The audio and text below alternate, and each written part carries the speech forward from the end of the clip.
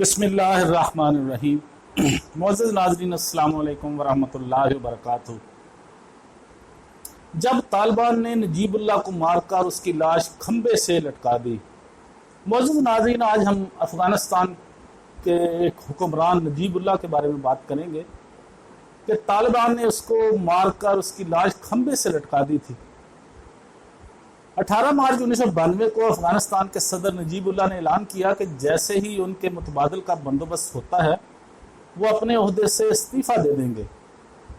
انہوں نے اپنے استعفے کی تاریخ کی وضاحت نہیں کی، لیکن کہا کہ ان کا استعفے کے آپشن کے ساتھ جانا بہت ضروری ہے۔ 1999 یعنی 89 میں افغانستان سے سوویت فوج کے انخلاء کے بعد سے نجیب اللہ کی اقتدار پر گرفت کمزور ہوتی جا رہی تھی۔ گزشتہ کئی برس سے تقریباً 15 مختلف مجاہدین تنظیمیں کابل کی طرف گامزن تھیں اور ان سب کا مقصد ایک ہی تھا، یعنی نجیب اللہ کو اقتدار سے ہٹانا۔ وہ نجیب کو نہ صرف سوویت یونین کی کٹھ پتلی بلکہ ایک ایسا کمیونسٹ سمجھتے تھے جو خدا پر یقین نہیں رکھتا تھا، مگر ایک مکمل مذہبی مسلم ملک کا حکمران تھا۔ اپریل 2092 تک نجیب اللہ اپنے ہی ملک میں تنہا ہو چکے تھے۔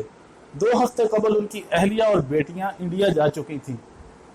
اس دن وہ افغانستان میں اقوام متحدہ کے نمائندے بینن 7 کے ساتھ ایک خفیہ پرواز میں انڈیا جانا چاہتے تھے۔ انڈیا کے سابق سفارتکار ایم کے بدر کمار نے اخبار دی ہندو کے 15 مئی 2011 کے شمارے میں اپنے مضمون منموہن سنگھ تک پہنچنے والی افغان پالیسی میں لکھا، بینن 7 نے انڈیا سے نجیب اللہ کو سیاسی پناہ فراہم کرنے کی درخواست کرنے سے پہلے پاکستان کے وزیر اعظم نواز شریف سے یہی درخواست کی۔ نواز شریف کو اس بارے میں اعتماد میں لیا گیا تھا۔ 1 گھنٹے میں ہی انڈین وزیر اعظم نرسمہا راؤ نے بھی یہ پیغام دے دیا کہ انڈیا نجیب اللہ کا بطور سرکاری مہمان استقبال کرے گا۔ یوں 3 کاروں کے قافلے میں نجیب اللہ نے کابل ایئرپورٹ کا رخ کیا۔ اقوام متحدہ کے ایک اور عہدیدار فلپ کورن اپنی کتاب doomed in Afghanistan AUN officer memoir of the fall of Kabul and Najibullah failed escape میں اس دن کے بارے میں لکھتے ہیں، 17 اپریل 1992 کو میں آدھی رات کو نجیب کی رہائش گاہ پر پہنچا۔ نجیب نے گہرے خاکستری رنگ کا سوٹ پہنا ہوا تھا۔ اس کے ہمراہ اس کا چیف آف سٹاف جنرل توخی بھی تھا، جس کے ساتھ اس کی اہلیہ اور 3 بچے بھی تھے۔ نجیب کے ساتھ اس کا بھائی محافظ اور ایک نوکر بھی تھا۔ اس ٹیم میں مجموعی طور پر 9 افراد شامل تھے، جن میں نجیب بھی شامل تھا۔ رات 1:45 بجے ہم نے سارا سامان 3 کاروں میں بھرا۔ میں اقوام متحدہ کے انتظامی افسر ڈین کوئرک کے ساتھ آگے والی کار کی اگلی نشست پر بیٹھ گیا۔ نجیب اللہ کا محافظ اور نوکر پچھلی سیٹ پر کلاشنکوف لیے بیٹھے تھے۔ نجیب اور ان کے بھائی درمیانی گاڑی میں پچھلی سیٹ پر تھے۔ تیسری ٹویوٹا منی بس میں جنرل توخی اور اس کا کنبہ بیٹھا ہوا تھا۔ ہمیں اندرونی سیکورٹی کے وزیر نے ایک کوڈ ورڈ دیا تھا، جس کا استعمال کرتے ہوئے ہم نے متعدد چوکیوں کو عبور کیا۔ جب ہم آخری چوکی پر پہنچے تو اب وہاں موجود سیکورٹی اہلکار نے جو کوڈ ورڈ چل رہا تھا اسے قبول کرنے سے انکار کر دیا۔ ڈین نے کئی مرتبہ کوڈ ورڈ دہرایا، لیکن فوجیوں نے ہماری گاڑی کو آگے نہیں بڑھنے دیا۔ اچانک کوئرک نے دیکھا کہ ان فوجیوں نے دوسری وردی پہن رکھی ہے۔ کوئرک اور کورون نے اس سے اندازہ لگایا کہ عبدالرشید دوستم کے ساتھی راتوں رات ہوائی اڈے پر قابض ہو چکے ہیں۔ نجیب کا محافظ بھی اپنی کلاشنکوف کے ساتھ اترا اور وہاں موجود فوجیوں سے بحث شروع کر دی۔ اسی دوران کار کے ڈرائیور اونی نے ہوائی اڈے پر بینن سے رابطہ کیا، جو رن وے پر اقوام متحدہ کے طیارے میں بیٹھا نجیب اللہ کا انتظار کر رہا تھا۔ انہوں نے بتایا کہ وہاں موجود فوجیوں نے طیارے کو چاروں طرف سے گھیرا ہوا ہے۔ انہوں نے اپنے ہوائی جہاز کو اندر سے مقفل کر لیا ہے تاکہ وہ جہاز پر سوار نہ ہو سکیں۔ فلپ کورن بتاتے ہیں کہ پھر نجیب نے گاڑی کے اندر سے फौजियों पर चीखना शुरू कर दिया। उसकी आवाज़ बुलंद थी, लेकिन उसके सार्जेंट ने जवाब दिया कि अगर इन्हें आगे जाने की इजाज़त दे भी दी जाए तो पूरा अमला हवाई अड्डे पर मारा जाएगा, क्योंकि दोस्तों के सिपाही किसी को हवाई अड्डे में दाखिल होने की इजाज़त नहीं दे रहे हैं और ना बाहर जाने की इजाज़त दे रहे हैं। चंद मिनट तक अपनी बात समझाने की नाकाम कोशिशों के बाद नजीबुल्लाह ने ही गाड़ियां वापस मोड़ने का फैसला किया।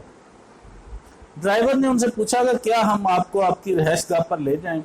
नजीब ने चीख कर कहा, नहीं, हम अक़वाम मुत्तहिदा के अहाते में जाएंगे। उनका ख्याल था कि अगर वो अपने घर वापस जाते हैं तो जिन लोगों ने उन्हें काबुल एयरपोर्ट पर नहीं जाने दिया वो इन्हें जान से मार डालेंगे। रात के 2 बजे कारों का काफिला अक़वाम मुत्तहिदा के सदर दफ्तर की तरफ रवाना हो गया।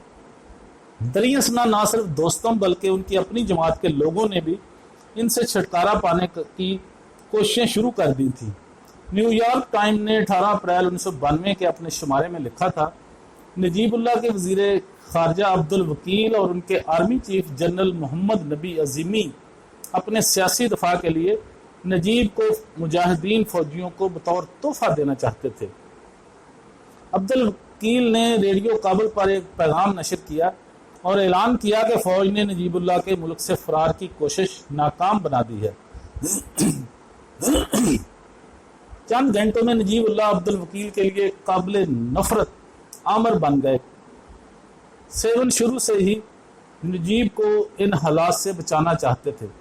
नजीब के अक़वाम मुत्तहिदा के हैंडलर्स ने तकरीबन 3:20 पर इंडियन सफ़ीर सतेश नंबियार को इतला दी कि नजीब को दोस्तम के फौजियों ने रोक लिया है। नंबियार 4:35 पर अक़वाम मुत्तहिदा के दफ्तर पहुंचे। उस दिन नजीबुल्लाह से मिलने वाले वो पहले गैर मुल्की थे। बाद में नंबियार ने खुद एक इंटरव्यू में एतराफ़ किया कि इंडिया और अक़वाम मुत्तहिदा नजीब को बचाने के इस मंसूबे के बारे में इतने पुरएतमाद थे कि उन्होंने किसी भी मुतबादल मंसूबे पर सोचा ही नहीं था।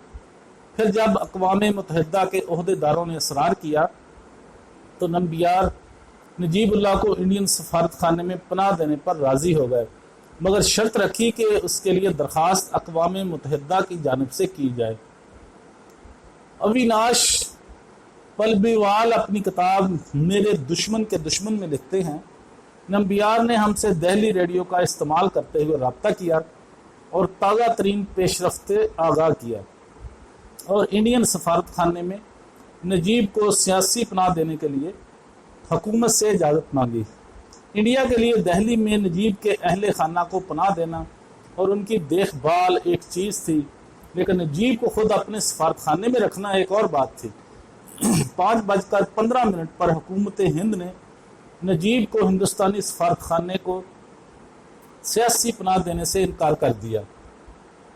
नंबियार ने दलील दी कि नजीब अक़वाम मुत्तहिदा के दफ्तर में ज़्यादा महफूज रहेंगे। अगर हम इन्हें इंडियन सफारत खाने में पनाह देते तो हर तरह के मसाइल पैदा हो जाते और नजीब की हिफाजत करना मुश्किल होता।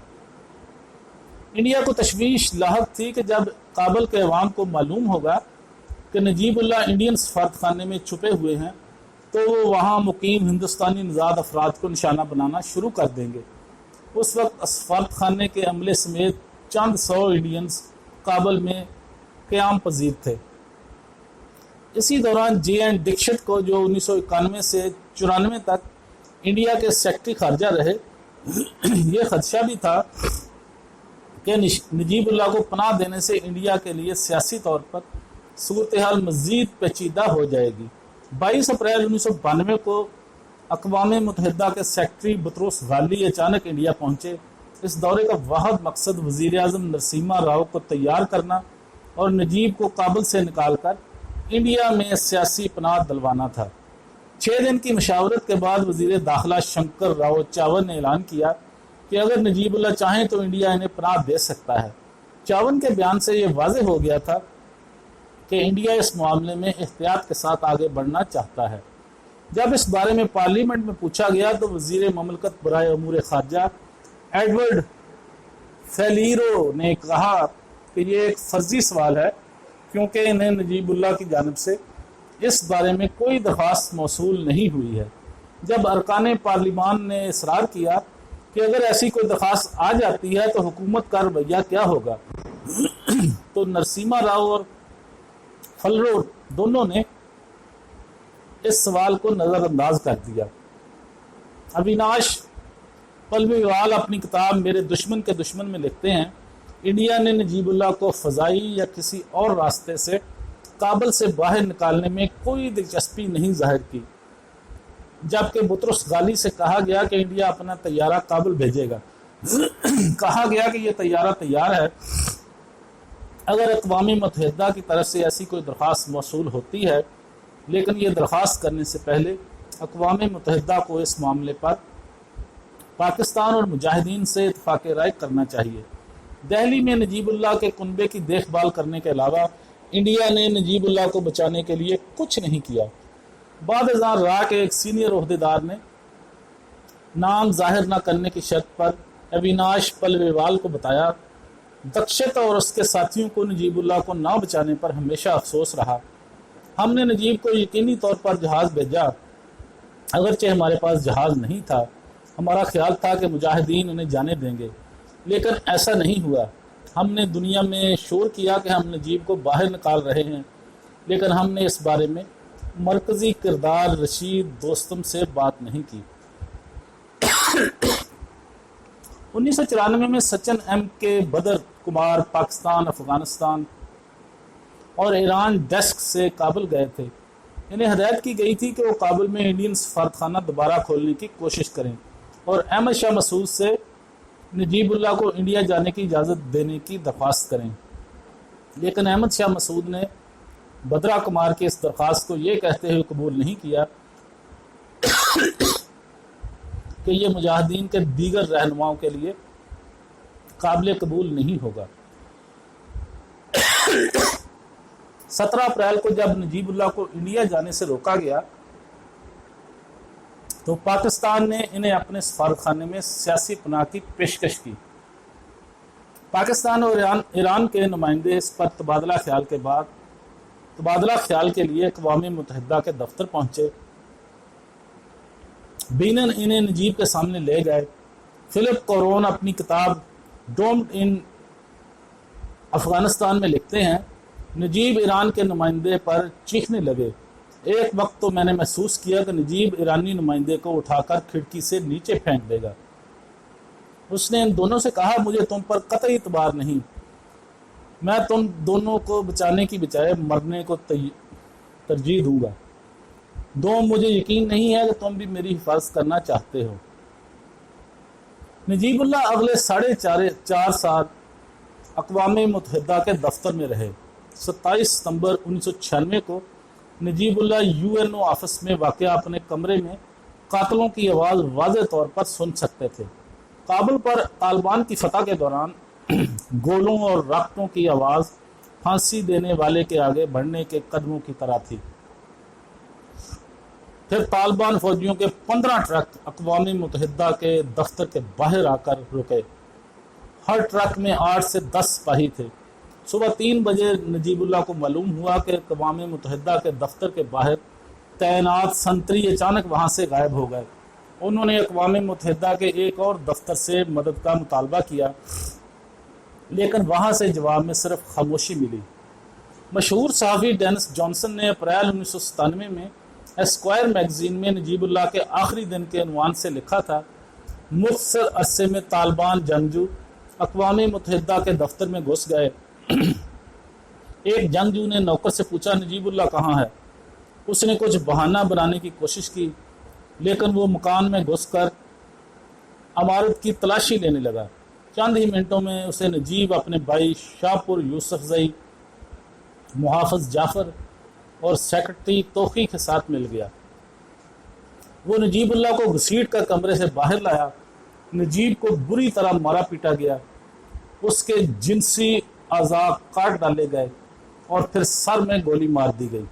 پہلے اس کی لاش کرین پر لٹکائی گئی اور پھر اسے محل کے قریب ایک کھمبے سے لٹکا دیا گیا تھا۔ نجیب کے مردہ جسم کی آنکھیں سوجی ہوئی تھیں اور اس کے منہ میں سگریٹ زبردستی ٹھونسی گئی تھی۔ जबकि जेब में कटे फटे करंसी नोट भी दिखाई दे रहे थे। तालिबान को नजीब से इस हद तक नफरत थी कि उन्होंने इसकी नमाज जनाजा भी नहीं पढ़ाई।